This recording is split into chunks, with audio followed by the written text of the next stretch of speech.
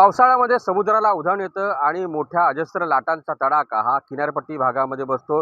यावर्षी कोकण किनारपट्टीमध्ये 18 या मोठ्या भरती होणार आहेत।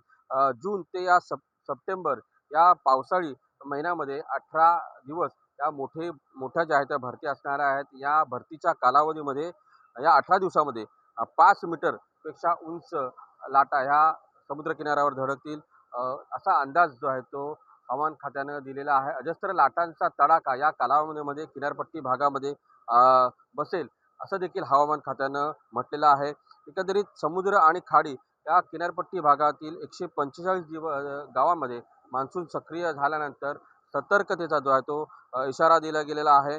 11 ऑगस्ट आणि 12 ऑगस्ट या दिवशी सर्वात मोठी भरती ही असणार आहे। त्यामुळे या कालावधीमध्ये या दिवशी अजस्त्र लाटा या समुद्र किनाऱ्यावरती धडकतील। त्यामुळं समुद्राचं पाणी जे आहे ते मानवी वस्तीमध्ये जाऊ शकतं।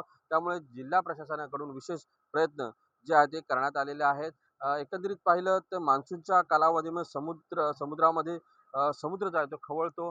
किनारपट्टी भागामध्ये नागरिकांच्या वस्तीमध्ये पाणी शिरतं। अनेक दुर्घटना देखील घडू शकतात। त्यामुळं जिल्हा प्रशासनानं या कालावधीमध्ये सतर्कतेचा इशारा जो आहे तो नागरिकांना दिलेला आहे। अमोल कले, साम टीव्ही, रत्नागिरी।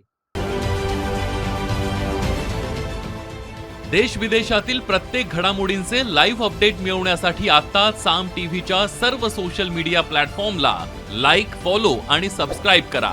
तसंच सर्व नोटिफिकेशनसाठी बेल आयकॉन प्रेस करायला विसरू नका।